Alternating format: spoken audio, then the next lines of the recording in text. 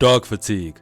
Dog fatigue is something that has been pronounced by the new age as a problem. Now, what is dog fatigue? Some of you might ask, especially some of you dog lovers who love to kiss your dogs in the mouth. Dog fatigue is people being sick of dogs out in public. And not because they're just dogs. A lot of these dogs are doing things that they have no business doing. And the reason why it's being done is because the owners aren't enforcing anything. It's kind of like when your child acts out in public. And, some of y'all pretend like y'all dogs are actually y'all's children, which is an opinion of his own. I have nothing respectful or disrespectful to say about that. But if you look at a lot of these TikTok videos or Instagram Reels videos or even some of these YouTube videos, a lot of these dogs, and it's really at the grocery store most of the time, are taking massive dumps in public and it's not being cleaned up by the owner, which means someone else has to clean it up. They're getting too close to people, and some of y'all might be like, oh, but I don't hate dogs. Why would you hate if a dog gets close to you? Well, you got to keep in mind, some people don't like dogs. In fact, some people are actually scared of dogs. So yeah, you might not have an issue with it,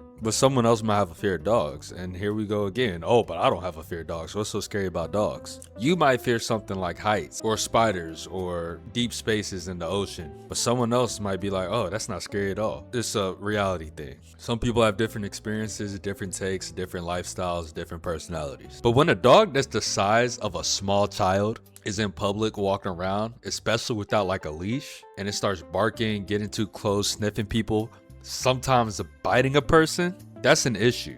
And a hot take that I have, which probably isn't even a hot take, is that it shouldn't just be a civil matter if someone's dog bites somebody. That should be criminal issues. I'm not saying you should get locked up and buried under the jail, but you should have a hard time getting into certain jobs if your dog bites somebody out in public and it was preventable. Whether the dog wasn't on a leash, the dog was in a space that dogs of that caliber aren't allowed. And speaking on that, stop taking your dog into the grocery store. It's only service dogs allowed. Stop lying and telling somebody it's a service dog. Like, you deserve to be criminally trespassed for that. Especially if your dog bites somebody or affects the business of the store. Like, Walmart owners are not going to be sympathetic of your dog issues. You could have literally kept your dog at the house. Y'all think the Walmart owners want to hear this BS of, oh, but he gets scared and anxious when he's by himself? They ain't going for that. They are a business. And you got to keep in mind, a lot of y'all don't have service dogs. And the reason why people can tell y'all don't have service dogs is because how your dogs act in public. Service dogs are very well trained. At my job, there are people who have service dogs who are training service dogs. And those are service dogs in training, and they still act, according to how they're supposed to act. Now, granted, the newer ones, especially the babies, sometimes bark a little too many times. Sometimes they bark once a day when I'm there. Sometimes they fail to sit when they're told on first time. And sometimes if they are held up for too long, they might do their business on the ground. But those are service dogs in training. Those aren't going to go out into the real world and be service dogs until they are fully trained. You bringing your pit bull and telling everybody in Walmart, Kroger's, Albertsons, Winco, Costco, wherever you like to shop, that that's a service dog, and then he's barking every once in a while, walking up to people, sniffing them. That's an insult to intelligence, because real service dogs don't do that. And the thing about a lot of dog owners is they feel like they don't deserve hate when they are bad dog owners. Like, there are great dog owners, just like there are great parents. But the crappiest dog owners or the half-assed dog owners feel like they don't deserve hate for their terrible dog ownership because they aren't like killing people, right? Like, they have this entitlement of they're not hurting the world, no one's dying, no one's getting hurt, so they can't be that bad. But there are levels to BS. There's levels to being a dickhead. There's levels to neglect.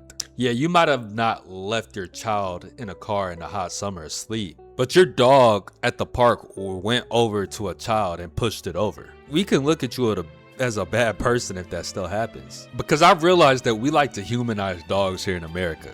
But we have to remember that dogs are dogs. They are animals. They have animal tendencies. Yes, they are domesticated, but that's what happens to them. Look at what happens to pigs when they get free from the farm. When a pig escapes the farm and they're in the wild as a little innocent pink pig, they can't survive like that. So what happens to them? They grow hair, they grow tusk, they grow sharp teeth, and they become wild boars in order to survive their environment. Now we got an invasive species out here eating crops, and there's so many of them that no matter how many times you hunt, these things spread like wildfire because all they do is smash, eat, and sleep. repeat. Now, granted, there are tons of stray dogs, and you know, sometimes stray dogs can be some of the biggest sweethearts. But we ain't talking about that. We talking about your little freaking Pomeranian or your Rottweiler that ain't got no home training, but you decide to bring it out into the real world. There's literally a video of a guy at Walmart putting his dog on the weight scale. Like, bro, we put fruit, produce, vegetables on there. Get your little ugly ass dog out of there. And of course, yeah, we can all make an argument that it's not dogs,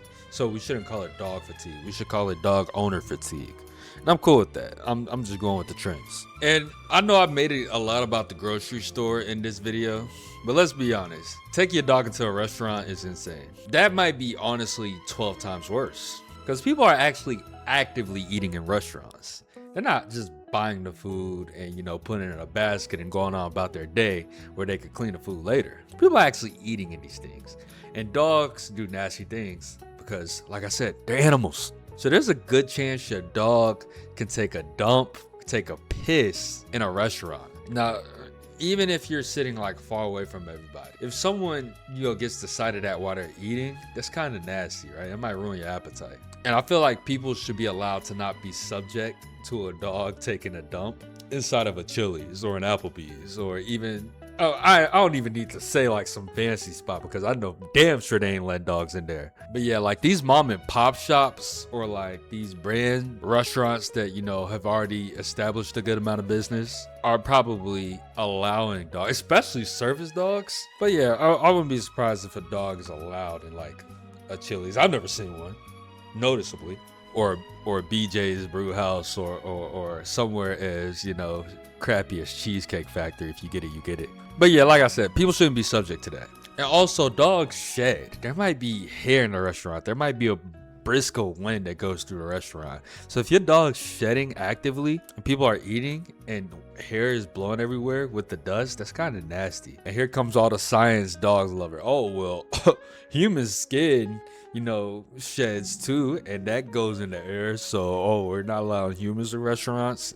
Shut up. And if you're gonna make the decision of bringing your freaking Doberman inside of a restaurant and your Doberman decides to take a Doberman sized dump, at least clean it up before you leave. Actually clean it up immediately after it happens. And I feel like this is common sense, but someone's gonna argue with this idea, not with me, but just all around. Like it's going to feel like an injustice of some sort. Now, obviously, this video was not to crap on dog owners who actually do what they're supposed to do. If you love your dog, but you take care of them the right way, the way they're supposed to be taken, you follow the rules and regulations of places that you go, then you're fine. No one has an issue with you. But if you decide to abuse rules, try and find that thin line, try and find those gray areas, and you bring your dog to public spots and you don't train your dog properly, and it's not a service dog, and they act out and do a bunch of BS, screw you.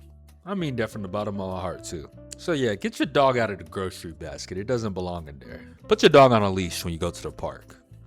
It literally has a sign that says your dog needs to be on a leash. But yeah, anyways, I'm gonna wrap this video up. I'm done with my rant. I appreciate you for watching and listening to me talk about nothing for the last however many minutes this video is gonna be. Make sure to like, comment, subscribe if you want to. No pressure. But yeah, until next time, deuce.